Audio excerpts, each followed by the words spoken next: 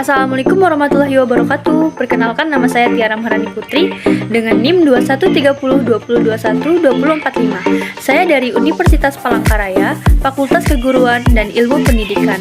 Program studi Pendidikan Guru Sekolah Dasar. Rombel A semester 2. Saya dari kelompok 9, mata kuliah Ilmu Pengetahuan Alam 1. Dan teman saya, perkenalkan, nama saya Nina dengan NIM 213030212257.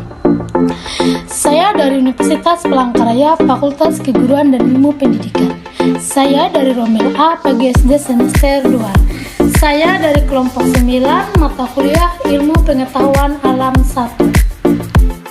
Nah, di sini kita akan membahas tentang teori genetika mengenai pembelahan sel mitosis dan meiosis dengan dosen pengampu Dr. Sri Endang Mugirahayu, MPD. Ada 3 alasan mengapa sel mengalami pembelahan, yaitu untuk pertumbuhan, perbaikan, dan reproduksi. Makhluk hidup dapat tumbuh karena sel-selnya bertambah banyak. Semakin banyak sel dalam suatu makhluk hidup, maka semakin besar ukuran makhluk hidup tersebut. Pernahkah kamu mengalami luka pada bagian tubuhmu? Setelah beberapa lama, bagian tubuh yang luka tersebut dapat menutup seperti semula. Pada intinya, bagian tubuh yang mengalami luka mengalami kerusakan jaringan. Perbaikan jaringan yang rusak pada tubuh kita adalah hasil dari proses pembelahan sel.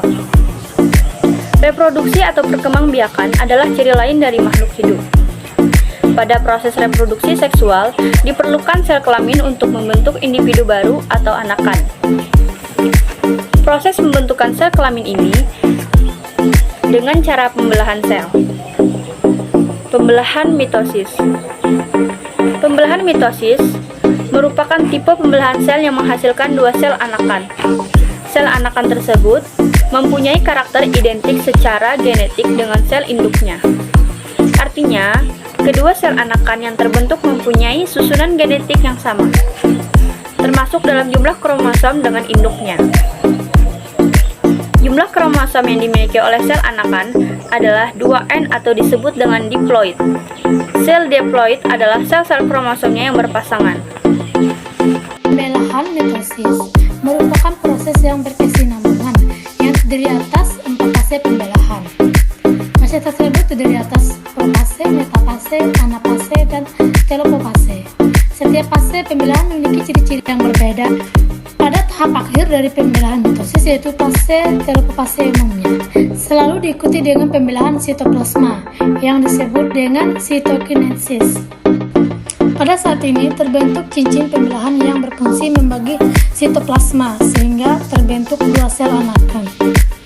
Pembelahan meiosis adalah pembelahan sel yang menghasilkan 4 sel anakan, yang masing-masing sel anakan hanya memiliki separuh dari jumlah kromosom. Sel induk dapat dikatakan bahwa jumlah kromosom yang dimiliki oleh sel anakan adalah N atau disebut dengan haploid. Meiosis disebut sebagai pembelahan reduksi. Berbeda dengan mitosis, pembelahan meiosis berlangsung dalam 2 tingkat, yaitu meiosis 1 dan meiosis 2. Meskipun demikian, fase-fase pembelahan meiosis mirip dengan fase-fase pembelahan mitosis.